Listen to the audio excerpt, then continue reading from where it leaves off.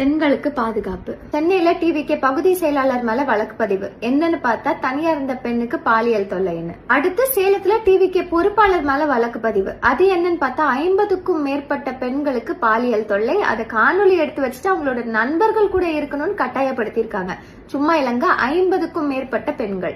என்னங்க நடக்குது தமிழ்நாட்டுல? நம்ம ஆட்சிக்கு வந்தாச்சு, நம்ம தான் எல்லாம், நம்ம என்ன வேணாலும் பண்ணலாம்னு நினைச்சிட்டாங்களா? நீங்களே சொல்லுங்க. தலைமை ஸ்ட்ரிக்டா ஒழுக்கமா நேர்மையா இருந்தா ஏன் இப்படி எல்லாம் நடக்க போகுது? சிங்கப்பெண் அதிரடிப்படைக்கு வேலையே டிவிகே காரங்களால தான் போல. அப்படியும் சொல்ல முடியாது. அவங்க எங்க வேலை பாக்குறாங்க? ரீல்ஸ் எடுத்துட்டு தான் சுத்திட்டு இருக்காங்க. இவங்க வாகனத்துல ரோந்து மட்டும் தான் போக முடியும். குற்றவாளிகளை விசாரிக்க முடியாது, குற்றவாளிகள் மேல வழக்கு தொடர முடியாது. குற்றவாளிகளை பிடிச்சு பக்கத்துல இருக்க காவல் நிலையத்துலதான் ஒப்படைக்கணும். அப்புறம் ஏங்க இந்த சிங்கப்பெண் அதிரடிப்படை? தெரியல, எனக்கும் தெரியல. அதுவும் உடை, பெயர், வாகனம் மட்டும் தான் இந்த ஆட்சியில மாத்திருக்காங்க. பிங்க் பேட்ரோல், அம்மா பேட்ரோல் மாதிரி இப்ப சிங்கப்பெண் அதிரடிப்படை. ஒரு பிரயோஜனம் இல்ல. பெண்களுக்கு இந்த ஆட்சியில சுத்தமா பாதுகாப்பு இல்ல. ஆனா பாதுகாப்பு இருக்கிற மாதிரி நடிக்க மட்டும் தான் செய்து இந்த ஆட்சி. ஒரு பக்கம் பாதுகாப்புக்கு சிங்கப்பெண் அதிரடிப்படைன்னு வச்சிருக்காங்க. அதுவும் ஒரு பிரயோஜனம் இல்ல.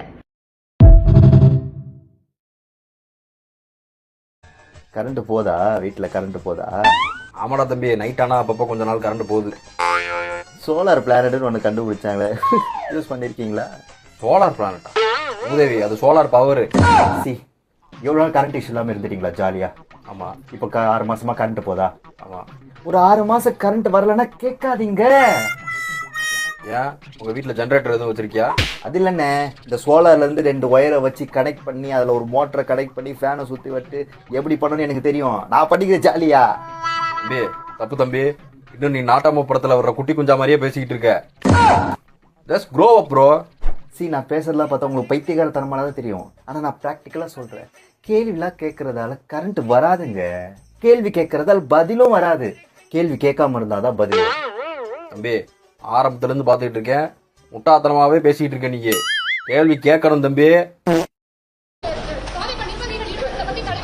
மாண்பின் முதல்வர் முதல் கொண்டு அடிமட்ட நிர்வாகி வரைக்கும் மீடியாவை பார்த்தா பயந்து ஓராங்கன்னா அதுக்கு காரணம் இதுதான். புரியுங்களா? இனிமேல் ஓடி தான் ஆகணும். அதாவது நம்ம கட்சியில், சொந்த கட்சியில் ஒருத்தன் வந்து தப்பு பண்ணியிருக்கான். அதாவது பொள்ளாச்சி சம்பவம் மாதிரி ஒரு சம்பவம் வந்து சொந்த கட்சிக்காரன் பண்ணியிருக்கான், டிவிகேவோட கட்சிக்காரன். அதை வந்து மீடியாட்ட ஃபேஸ் பண்ணுறதுக்கு உங்களுக்கு தைரியம் இல்லை. சொந்த கட்சிக்காரன் பண்ணியிருக்கான் தான், நான் அவங்களுக்கு தண்டனை வாங்கி தரோம். என் கட்சிக்காரன் பண்ணாலும் தப்பு தான், அவங்களுக்கு தண்டனை வாங்கி தரதான் முதல் கண்ணோட்டமாக நாங்கள் இருப்போம் அப்படின்னு சொல்லியிருந்தா உங்கள் கட்சி மேலே நம்பிக்கை வந்து மக்களுக்கு வந்திருக்கும். முக்காடு வெற்றி கழகத்தின் சார்பாக நான் சொல்கிறேன், இந்த மாதிரி வந்து விலகி போகிறீங்க அப்படின்னா சொந்த கட்சிக்காரன் தப்பு பண்ணிருக்கான்றத திரும்ப மீடியாக்காரன் போட்டுகிட்டே இருப்பாங்க.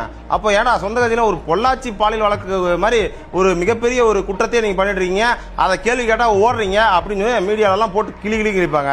கட்சி அழிவு காலம் ஆரம்பம் அப்படின்ற மாதிரி நீங்கள் நினச்சிங்க, அதுதான் நடக்கும். சொந்த கட்சி மற்றவனுக்கு தண்டனை வாங்கி தரீங்களோ இல்லையோ, சொந்த கட்சிக்காரன் எவனா தப்பு பண்ணான், பாலியல் சீனல் பண்ணான் அப்படின்னா அவனுக்கு முதல்ல தண்டனை வாங்கி கொடுங்க. சாமி, உன்னை பார்த்தா எனக்கு பரிதாபமா இருக்குடா. உன் எனர்ஜியை வேஸ்ட் பண்ணி நீ எனக்கு இவ்வளவு மெசேஜ் பண்ற. ஆனா அதெல்லாம் வேஸ்ட். பெண் தோழர்களே, உங்களுக்காக நான் இந்த வீடியோ போட்டிருக்கேன். உங்க கூட டிவிகே சப்போர்ட் பண்ற யாராச்சும் ஆண்கள் இருந்தாங்கன்னா தயவு செஞ்சு அவங்கள விட்டு தள்ளி நில்லுங்க. ஏன்னா அவங்க இந்த மாதிரி தான் பேசுவாங்க. விஷயம், நான் இந்த வீடியோ போட்டதுக்கு அப்புறம் கீழே வந்து கமெண்ட் செக்ஷன்ல வந்து விஜய் அண்ணா ஓபன் பண்ணிருக்காருல சிங்கப்பெண் அதிரடிப்படை, அவங்களே டேக் பண்ணுங்க. இவங்க ஆக்ஷன் எடுக்கிறாங்களான்னு பாக்கலாம். தெரிஞ்ச டிவிகே நண்பர்களையும் டேக் பண்ணுங்க. பார்ட் 1 வீடியோல சிஎம் அவர்கள் டெல்லிக்கு போய் தமிழ்நாடுக்காக வச்ச கோரிக்கைகளெல்லாம் நான் பாராட்டி போட்டிருந்தேன்ல. இந்த வீடியோல என்னைய வெறுப்பேத்தின விஷயங்கள நான் ஷேர் பண்றேன், கேளுங்க. எலெக்ஷன் டைம்ல மக்கள் கிட்ட எதை சொல்லி இவர் ஓட்டு வாங்கினாருன்னு பாப்போமா? தமிழ்நாடு சூப்பர் ஸ்டார் மாநிலமாலாம் ஒண்ணு இல்ல, சூப்பர் ஸ்டாண்ட் அப் காமெடிக்காரர் நடத்துற மாநிலமா மாறிடுச்சு. ஆனா இப்போ டெல்லியில போய் எல்லா சிஎம்க்கு முன்னாடி தமிழ்நாடு தான் செகண்ட் லார்ஜஸ்ட் எக்கனாமிக்கல் ஸ்டேட்டு, இந்தியாலேயே வேலைக்கு போற பெண்கள்ல 42% பெண்கள் தமிழ்நாட்டை சேர்ந்தவங்க, அங்க முன்னேறினதுக்கு மகளிர் உதவி சுயக்குழு தான் முக்கிய காரணம்லாம் பேசியிருக்காரு. இதெல்லாம் உண்மைதான் இல்லைங்கள. ஆனா இதெல்லாம் இவர் ஆட்சிக்கு வந்த ஒரே மாசத்துல எல்லாம் நடந்துச்சா? இல்ல. அப்படி இருக்கும்போது ஏன் சார் 8 கோடி தமிழர்கள் கிட்ட தமிழ்நாடே அதல பாதாளத்துல இருக்குன்னு சொல்லி எல்லாரையும் முட்டாளாக்குனீங்க?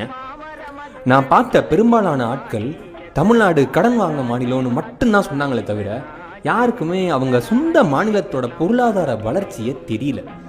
அப்போ அவங்களோட அறியாமை எல்லாமே உங்களோட அரசியலா இருக்கு. மனுஷங்கிட்ட இருக்கிறதுலே சக்தி வாய்ந்த ஆயுதம்னா என்ன தெரியுமா? அது சிந்தனை தான். அதை மேனிப்புலேட் பண்ணி அரசியல் செய்யறத கொஞ்சம் ஓரமா வச்சுட்டு இனிமேலாவது உண்மையை பேசுங்க சார். அடுத்து வர திருச்சியில வர போற தேர்தல் பை எலெக்ஷன்லாம் உண்மையை பேசி ஓட்டு வாங்குங்க சார். ஒரு முரட்டு அணில போட்டு வறுத்தெடுக்கலாமா? ஹலோ வணக்கம் மக்களே. ஓகே, இந்த வீடியோ பாத்தீங்களா? எவ்வளவு ஹாப்பியா இருக்காங்க பசங்க. ஐயோ, மனசே நிறைஞ்ச மாதிரி இருக்கு. நீங்களும் பாருங்களேன்.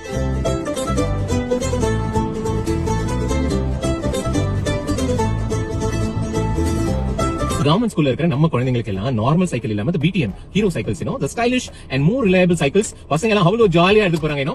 பெரிய பெரிய ஃபேமிலில பெரிய பணக்காரங்க வீட்ல இருக்கிற குழந்தைங்க யூஸ் பண்ற சைக்கிள்ஸ் தான் நம்ம விஜயன் நம்ம பசங்க எல்லாருக்கும் கொடுத்திருக்காரு. Love you. வேற லெவல் நானி.